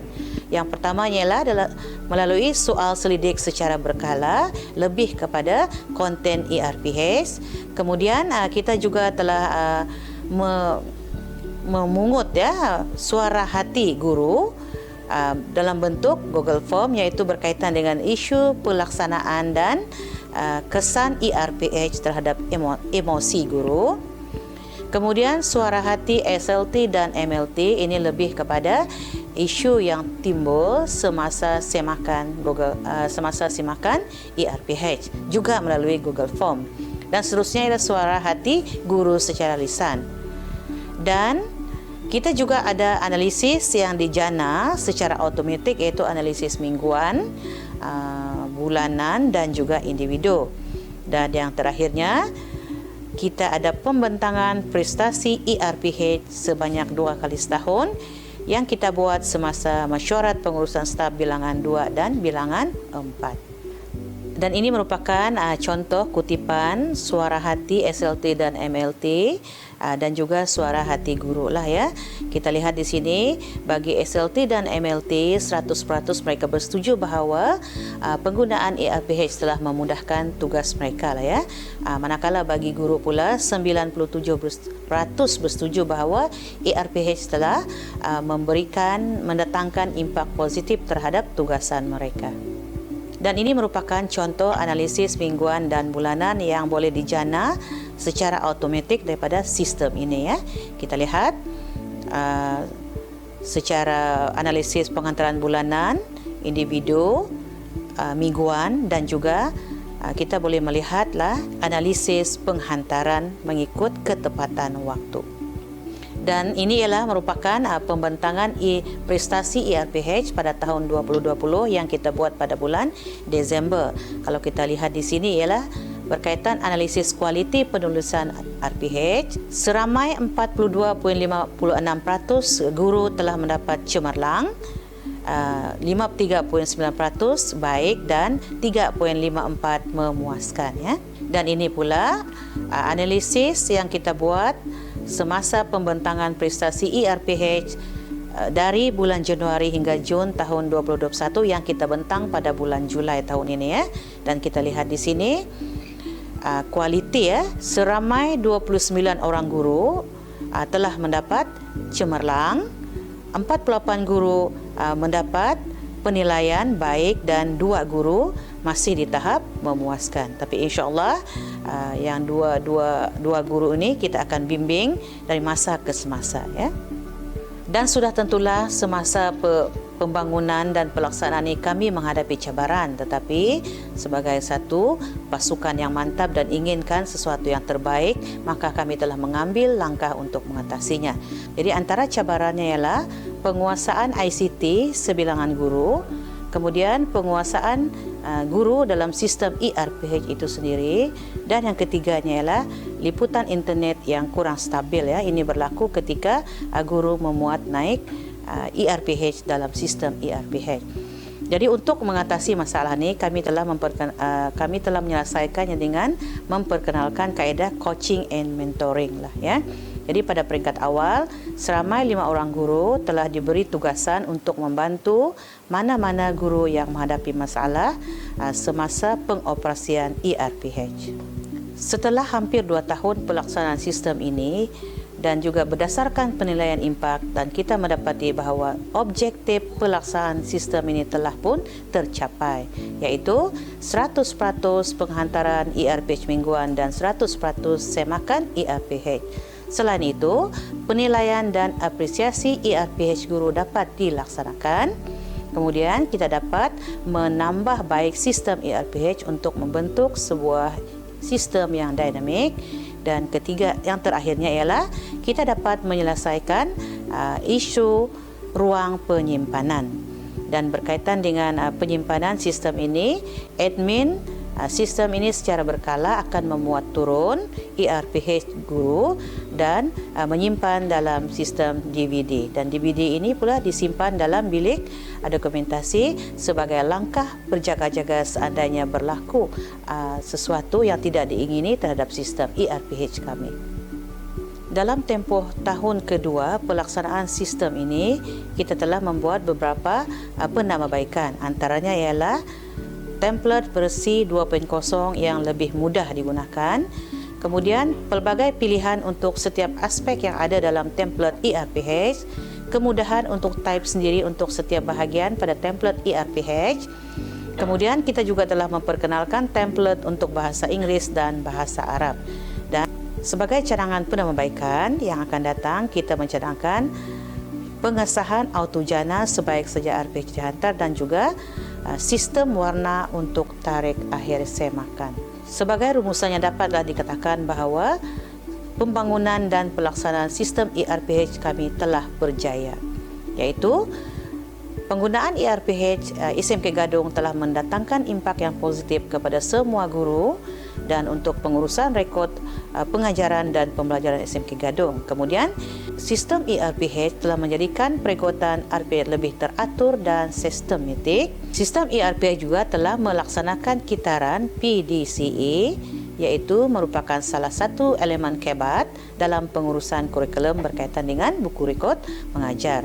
Seterusnya, pihak sekolah telah dapat mengoptimumkan penggunaan email delima kerana sistem ini hanya menerima email delima Dan yang terakhir, hasrat utama kita, sistem ini telah dapat memperkasakan program TS25 yang dilaksanakan di sekolah ini. Maka dengan ini berakhirlah pembentangan perkongsian amalan baik yang telah dilaksanakan di SMK Gadong. Jadi sekian daripada saya, Cikgu Siti Jubaidah binti Haji Karya, Pengatua SMK Gadong, dan Cikgu Rusiadi bin Tajuddin, Ketua Bidang Tibet. Semoga ku terbaik, sekolah dekat di hati. Assalamualaikum dan salam sejahtera.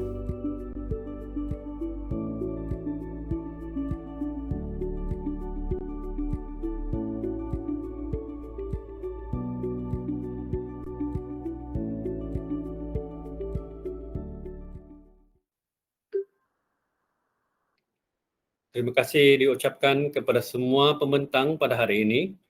Terima kasih juga diucapkan kepada sidang penonton. Tuan-tuan dan puan-puan, sesi pembentangan akan bersambung semula pada hari esok. Terima kasih.